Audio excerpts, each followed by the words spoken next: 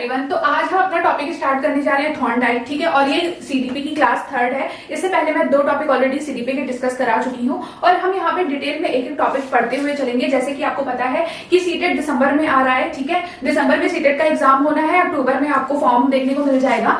तो आपको अभी से तैयारी में लग जाना है, चाहे वो सीटेट हो चाहे यूपी टेट हो, सभी के लिए ये क्लास बहुत ज्यादा इंपॉर्टेंट हो जाएगी, ठीक है। तो टॉपिक स्टार्ट करते हैं थॉर्नडाइक का। थॉर्नडाइक कौन थे? थॉर्नडाइक एक अमेरिकी मनोवैज्ञानिक थे, ठीक है। थॉर्नडाइक एक अमेरिकी मनोवैज्ञानिक थे और इन्हें पशु मनोवैज्ञानिक भी कहा जाता है। इन्हें पशु मनोवैज्ञानिक भी कहा जाता है और प्रथम शैक्षिक मनोवैज्ञानिक भी थॉर्नडाइक को ही कहा जाता है, ठीक है। थॉर्नडाइक क्या थे? अमेरिकी मनोवैज्ञानिक थे। इन्हें पशु मनोवैज्ञानिक भी कहा जाता है और प्रथम शैक्षिक मनोवैज्ञानिक भी कहा जाता है। इन्होंने एक पुस्तक लिखी थी जो थी शिक्षा मनोविज्ञान। कब लिखी थी? 1913 में लिखी थी। शिक्षा मनोविज्ञान पुस्तक लिखी थी इन्होंने 1913 में। इसी में इन्होंने सीखने के सिद्धांत दिए और इसी सीखने के सिद्धांत में प्रयास एवं त्रुटि का सिद्धांत भी है, ठीक है। इसी सीखने के सिद्धांत में प्रयास एवं त्रुटि का भी सिद्धांत है और प्रयास एवं त्रुटि के सिद्धांत मतलब कि थॉर्नडाइक के सिद्धांत को और क्या कहते हैं? इनके सिद्धांत को थॉर्नडाइक थ्योरी ऑफ लर्निंग के नाम से भी जाना जाता है, ठीक है। तो आपने इस स्लाइड में क्या क्या सीखा? थॉर्नडाइक कौन थे? अमेरिकी मनोवैज्ञानिक थे। इन्हें पशु मनोवैज्ञानिक भी कहते हैं। प्रथम शैक्षिक मनोवैज्ञानिक भी थॉर्नडाइक को कहा जाता है। थॉर्नडाइक ने पुस्तक लिखी थी शिक्षा मनोविज्ञान। कब लिखी थी? 1913 में। शिक्षा मनोविज्ञान पुस्तक किसने लिखी थी? थॉर्नडाइक ने लिखी थी। कब लिखी थी? 1913 में। इसी पुस्तक में सीखने के सिद्धांत है और सीखने के सिद्धांत मतलब कि इसी टॉपिक पे प्रयास एवं त्रुटि का सिद्धांत इन्होंने दिया है और प्रयास एवं त्रुटि के सिद्धांत को थॉर्नडाइक थ्योरी ऑफ लर्निंग के नाम से भी जाना जाता है, ठीक है। तो अब हम देखते हैं थॉर्नडाइक के सिद्धांत के अन्य नाम कि थॉर्नडाइक के सिद्धांत को अन्य किन नामों से जाना जाता है। जैसे आपको पता होगा, आप ज्यादा से ज्यादा ये 2 याद रख पाते होंगे कि प्रयत्न एवं भूल का सिद्धांत दिया थॉर्नडाइक ने और प्रयास एवं त्रुटि का सिद्धांत दिया है थॉर्नडाइक ने। लेकिन जैसे कि उद्दीपन अनुक्रिया का सिद्धांत, आवृत्ति का सिद्धांत, ये सब इन्हीं के सिद्धांतों के नाम है, मतलब कि ये सब सेम है, ठीक है। तो आपको ये पता होना चाहिए, नहीं तो आप पेपर में कंफ्यूज होते रहोगे और आप नहीं कर पाओगे, जो क्वेश्चन दिए होंगे आप उसके आंसर नहीं सही कर पाओगे। जैसे कि पूछ लिया उद्दीपन अनुक्रिया का सिद्धांत किसने दिया है? अब आपको पता ही नहीं है कि उद्दीपन अनुक्रिया के सिद्धांत को प्रयत्न एवं भूल का सिद्धांत कहा जाता है, तो वहीं पे आप कंफ्यूज हो जाओगे कि उद्दीपन अनुक्रिया का सिद्धांत किसने दिया है। अगर आपको ये पता होगा कि उद्दीपन अनुक्रिया के सिद्धांत को प्रयास एवं त्रुटि का सिद्धांत ही कहा जाता है, तो आप समझ जाओगे कि थॉर्नडाइक ने ही दिया है उद्दीपन अनुक्रिया का सिद्धांत, ठीक है। अभी मैं एक ट्रिक भी बताऊंगी कि आप इसको किस तरह से याद कर सकते हो, क्योंकि इनको याद करना थोड़ा सा मुश्किल है, ठीक है। तो पहले इनके नाम जान लेते हैं, उसके बाद हम देखते हैं इसका ट्रिक क्या है, ठीक है। तो देखिए, थॉर्नडाइक के सिद्धांत को प्रयत्न एवं भूल का सिद्धांत कहा जाता है, ठीक है। प्रयत्न एवं भूल का सिद्धांत थॉर्नडाइक के सिद्धांत को कहा जाता है। इसी सिद्धांत को प्रयास एवं त्रुटि का सिद्धांत भी कहा जाता है। और क्या कहा जाता है? उद्दीपन अनुक्रिया का सिद्धांत भी इन्हीं के सिद्धांत को कहा जाता है। संयोजनवाद का सिद्धांत पूछ लेगा, संयोजनवाद का सिद्धांत किसने दिया है?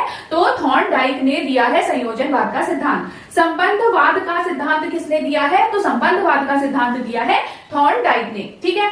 आवृत्ति का सिद्धांत किसने दिया है? तो आवृत्ति का सिद्धांत भी दिया है थॉर्नडाइक ने। ये पूरे आपको याद होने चाहिए कि किसने सिद्धांत दिया है, क्योंकि ये एक ही सिद्धांत के नाम है, ये कोई अलग अलग नाम नहीं है। ये प्रयास एवं त्रुटि के सिद्धांत के ही ये सारे नाम है, ठीक है। बाकी चलिए आगे बढ़ते हैं और इसका ट्रिक जानते हैं कि इसको याद करने की ट्रिक क्या है। जैसे कि हमने इससे पहले की स्लाइड में पढ़ा कि थॉर्नडाइक के सिद्धांत को अन्य किन नामों से जाना जाता है। अब उन नाम को याद रखने की एक ट्रिक भी होनी चाहिए ताकि आप जल्द से जल्द अपने माइंड में उसको रख सको, ठीक है। तो ट्रिक है, आओ सब पैरों से उछले पूरा, ठीक है। आओ सब पैरों से उछले पूरा। आओ से हो गया, आओ से आ से हो गया आवृत्ति का सिद्धांत, ठीक है।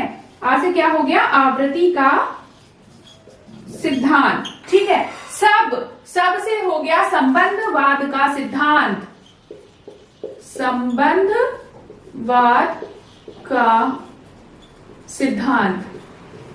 पैरों से क्या हो गया? पैरों से हो गया प्रयास व त्रुटि का सिद्धांत, ठीक है। प्रयास व त्रुटि का सिद्धांत। सा से क्या हो गया? संयोजनवाद का सिद्धांत, संयोजनवाद का सिद्धांत, ठीक है। उछले, उछले के ऊ से हो गया उद्दीपन अनुक्रिया का सिद्धांत, उद्दीपन अनुक्रिया का सिद्धांत। और पूरा के पा से हो गया प्रयत्न व त्रुटि, प्रयत्न व भूल का सिद्धांत, ठीक है। समझ में आ रहा होगा आपको, जैसे कि आओ के आ से हो गया आवृत्ति का सिद्धांत, सब से हो गया संबंधवाद का सिद्धांत, पैरों के पा से हो गया प्रयासवाद त्रुटि का सिद्धांत, सा से हो गया संयोजनवाद का सिद्धांत, उछले के ऊ से हो गया उद्दीपन अनुक्रिया का सिद्धांत, और पूरा के पू से हो गया प्रयत्न व भूल का सिद्धांत। आओ सब पैरों से उछले पूरा, इसमें ये इस एक सेंटेंस में थॉर्नडाइक का सिद्धांत छुपा हुआ है, ठीक है। ये ट्रिक से आप याद करोगे, आप कभी नहीं भूल सकते हो, ठीक है। अगर आप नाम में कंफ्यूज हो जाते हो, जैसे कि क्या होता है ना, स्किनर के भी ढेर सारे नाम है, और स्किनर के सिद्धांत के भी खूब सारे नाम है, थॉर्नडाइक के सिद्धांत के भी खूब सारे नाम है, पियाजे के सिद्धांत के भी नाम है, तो फिर हम भूल जाते हैं कि हाँ ये नाम उसने दिया था, कि ये नाम उसने दिया था, इस तरह से हम कंफ्यूज हो जाते हैं। तो आप इस तरह से ट्रिक से याद रखोगे तो आप कभी भी भूल नहीं सकते हो कि थॉर्नडाइक ने कौन कौन सा सिद्धांत दिया है और उस सिद्धांत के कितने नाम हैं। तो ये जो है ये थॉर्नडाइक के सिद्धांत के अन्य नाम है, ठीक है। अब हम जानते हैं थॉर्नडाइक के नियम के, ठीक है। थॉर्नडाइक ने कितने नियम दिए थे? तो थॉर्नडाइक ने 2 नियम दिए थे, पहला था मुख्य नियम एंड दूसरा था गौड़ नियम, ठीक है। मुख्य रूप से थॉर्नडाइक ने 2 नियम बताए हैं, एक है मुख्य नियम और दूसरा है गौड़ नियम। इसके अंदर पार्ट्स जरूर बताए हैं इन्होंने, जैसे कि मुख्य नियम 3 प्रकार के होते हैं और गौड़ नियम 5 प्रकार के होते हैं। अब यहां से क्वेश्चन कैसे बनता है, देखो डिटेल में क्वेश्चन नहीं पूछा जाता कि अभ्यास के नियम के अंदर घुस के क्वेश्चन पूछा जा रहा है, ऐसे अंदर घुस के क्वेश्चन नहीं पूछा जाता। इसमें जैसे ये पूछ सकता है कि इनमें से कौन मुख्य नियम नहीं है। 3 ऑप्शन उन्होंने मुख्य नियम के रख दिया और 1 ऑप्शन उन्होंने गौड़ नियम का रख दिया। अब आपको ये बताना होगा कि इसमें से कौन सा मुख्य नियम नहीं है। तो आपको पता है कि मुख्य नियम कौन से होते हैं, तो आप तुरंत बता लोगे कि ये तो मुख्य नियम है लेकिन ये मुख्य नियम नहीं है क्योंकि ये गौड़ नियम है। आप तुरंत क्या है सही आंसर टिक कर लोगे, ठीक है। अब हम जानते हैं थोड़ा सा डिटेल में, आप नोट्स बनाते हुए चलिए, ठीक है। नोट्स जैसे जैसे मैं कर रही हूँ आप सेम टू सेम नोट्स बनाते हुए चलिए। अभ्यास का नियम, अभ्यास का नियम मतलब क्या है कि जितना बच्चा अभ्यास करेगा, जितना बच्चा प्रैक्टिस करेगा उसे उतना आएगा, ठीक है। हमेशा अभ्यास के, जैसे इन्होंने अपने सिद्धांत में भी अभ्यास को बहुत ज्यादा तवज्जो दी है, तो अभ्यास का नियम मतलब जितना बच्चा अभ्यास करेगा उसे उतनी नॉलेज होगी, ठीक है। तत्परता का नियम मतलब तत्पर रहना चाहिए बच्चे को, कुछ भी नया सीखने के लिए बच्चा हमेशा तत्पर रहना चाहिए, ठीक है। प्रभाव या परिणाम का नियम को आप इस तरह से समझ सकते हो, देखो ये निगेटिव या पॉजिटिव दोनों तरीके से हो सकता है। जैसे कि प्रभाव या परिणाम का नियम क्या, जैसे कि समझ लीजिए आपका रिजल्ट आया, ठीक है। आप पास होते हो तो आपके पेरेंट्स आपको मिठाई खिलाते हैं, आप पास हुए तो आपको मोबाइल फोन गिफ्ट कर दिया, लेकिन अगर आप फेल होते हो तो आपको वही 10 बातें सुनाई जाएंगी, ठीक है। तो इसे ही बोला जाता है प्रभाव या परिणाम का नियम, ठीक है। अब हम बात करेंगे गौड़ नियम की। गौड़ नियम में होता है बहुप्रति क्रिया, दूसरा है मनोप्रति, तीसरा है आंशिक क्रिया, चौथा है आत्मीकरण एंड 5वां है सहचर्य।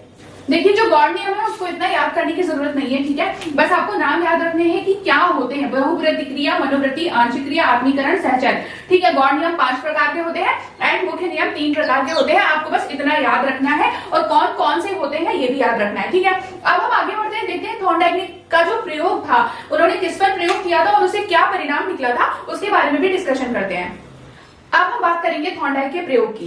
थॉर्नडाइक ने प्रयोग किस पर किया था, देखिए थॉर्नडाइक ने प्रयोग किया था भूखी बिल्ली पर, ठीक है। भूखी बिल्ली पर थॉर्नडाइक ने प्रयोग किया था और जो मृत मछली थी वो पिंजड़े के बाहर थी। आप यहाँ पे स्क्रीन पे देख पा रहे होंगे, ठीक है। जो मछली है वो पिंजड़े के बाहर है और जो बिल्ली है वो पिंजड़े के अंदर है, ठीक है। अब देखिए जो प्रयोग क्या था पूरा वो मैं आपको बताती हूँ। प्रयोग था कि देखिए भूखी बिल्ली को पिंजरे के अंदर रखा गया था और मछलियों को बाहर रखा गया था। अब भूखी बिल्ली जो थी वो पिंजरा खोलने की कोशिश कर रही थी लेकिन वो खोल नहीं पाती, तो वो उसी में अपने हाथ पैर चलाने लग गई, ठीक है, उछल कूद करने लग गई। तो वहां पे एक लीवर था, ठीक है, एक लीवर, एक बटन जैसा था, उसके ऊपर उसका पैर जैसे ही पड़ा वो जो गेट था वो खुल गया, ठीक है। जो पिंजरा था उसका गेट खुल गया। गेट खुलते ही मछली जो बिल्ली थी वो बाहर गई और उसने मछली को खा लिया, ठीक है।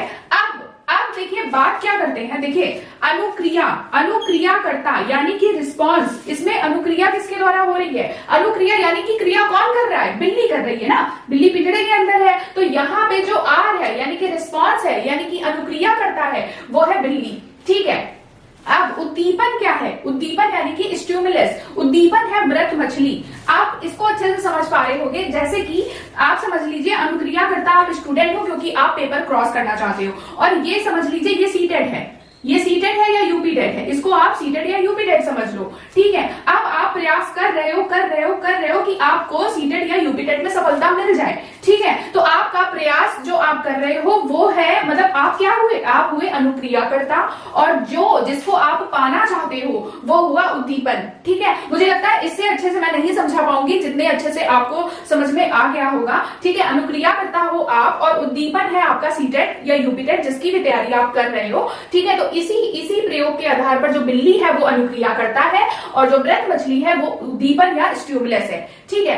अब इन दोनों के बीच प्रक्रिया हुई, इन दोनों के बीच प्रक्रिया हुई, यानी कि एस और R, S means stimulus and R means response, तो इसमें एस आर बॉन्ड बोला जाता है इसको, ठीक है। देखिए अनुक्रिया और उद्दीपन के बीच जब प्रक्रिया होती है तो अनुबंधन बनता है, ठीक है। अनुक्रिया और उद्दीपन के बीच प्रक्रिया हुई तो अनुबंधन बना, ठीक है, अनुबंधन बना, एस आर बॉन्ड जिसे बोलते हैं। और एस आर बॉन्ड का सिद्धांत किसने दिया था, ये थॉर्नडाइक ने दिया था। ऐसा पूछा जाता है कि एस आर बॉन्ड का सिद्धांत किसने दिया था, तो एस आर बॉन्ड का सिद्धांत दिया था थॉर्नडाइक ने, ठीक है। आपको ये चीजें समझ में आ गई होंगी। अब मैं आपको बताती हूँ कि इन सब चीजों से, ठीक है, जैसे कि थॉर्नडाइक ने प्रयास एवं त्रुटि का सिद्धांत दिया, उनके सिद्धांत से अब बच्चा क्या सीखेगा इसके बारे में अब हम डिस्कस करते हैं।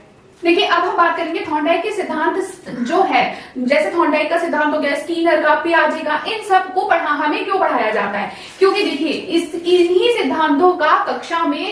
सिद्धांतों की कक्षा में उपयोगिता होती है। कैसे, ये पॉइंट आपके सामने है। बच्चों से बार बार प्रयास करवाना चाहिए, जैसे कि क्वेश्चन पूछ लिया कि बच्चों से बार बार प्रयास करवाना चाहिए, ये किस सिद्धांत, ये कौन सा सिद्धांत हमें सिखाता है, तो ये थॉर्नडाइक का सिद्धांत हमें सिखाता है कि बच्चों से बार बार प्रयास करवाना चाहिए, जब तक कि वो जो सीख रहे हैं वो स्थायी ना हो जाए, तब तक बच्चों से बार बार प्रयास करवाना चाहिए। बच्चा प्रयास करना सीखता है ना, एक बार गलती हो गई तो ऐसा तो नहीं कि बच्चे को रुक जाना चाहिए, एक बार गलती हुई बच्चे को बार बार प्रयास करना चाहिए, ठीक है। दूसरा पॉइंट है बच्चों की त्रुटि संभव। देखो बच्चों की त्रुटि संभव होती है, कैसे संभव होती है, जब बच्चा गलती करता है, ठीक है, तो त्रुटि होगी, फिर वो प्रयास करेगा, फिर गलती हुई, फिर वो प्रयास करेगा, तो बच्चों की त्रुटि भी संभव हो जाती है। शुद्ध उच्चारण करना सीखता है बच्चा। इस सिद्धांत से हमें पता चलता है कि बच्चा बार बार प्रयास करेगा, बार बार त्रुटि करेगा तो वो शुद्ध उच्चारण करना सीखेगा, ठीक है। धीमी गति से बच्चा सीखता है, धीमी गति से बच्चा सीखता है क्योंकि वो बार बार प्रयास कर रहा है, बार बार उससे गलती हो रही है। देखो जब कोई छोटा बच्चा होता है तो वो तुरंत तो नहीं चलने लग जाता है, वो पहले खड़ा होता है, प्रयास करता है, चलता है, फिर गिरता है, चलता है, फिर गिरता है, बार बार प्रयास कर रहा है, बार बार गिर रहा है, तो फिर क्या होता है, फिर वो दौड़ना ही लग जाता है। तो धीमी गति से बच्चा सीखता है ना। ये कुछ पॉइंट्स थे जो कि क्लियर हो गए होंगे। अब मैं आपको देने वाली हूँ एमसीक्यू, जो कि आप मुझे कमेंट करके बताओगे कि उसके आंसर क्या होंगे, ठीक है। ये है कुछ क्वेश्चन जिनके आंसर आपको मुझे कमेंट बॉक्स में बताने हैं, ठीक है। पहला क्वेश्चन है थॉर्नडाइक किस देश के मनोवैज्ञानिक थे, मुख्य नियम किसने बताए हैं थॉर्नडाइक ने, प्रयोग में किस जानवर का प्रयोग किया था इन्होंने, ठीक है, सीखने के नियम किसने दिए हैं, एंड संबंधवाद का सिद्धांत किसने दिया, ठीक है। ये इंपॉर्टेंट एमसीक्यू ही मैं लेकर आई हूँ, मैंने ऑप्शन नहीं दिए हैं यहाँ पे, आप मुझे डायरेक्ट इसका आंसर कमेंट बॉक्स में करके बताओगे। और यही तक की वीडियो, उम्मीद है आपको पसंद आई होगी। Thank you so much.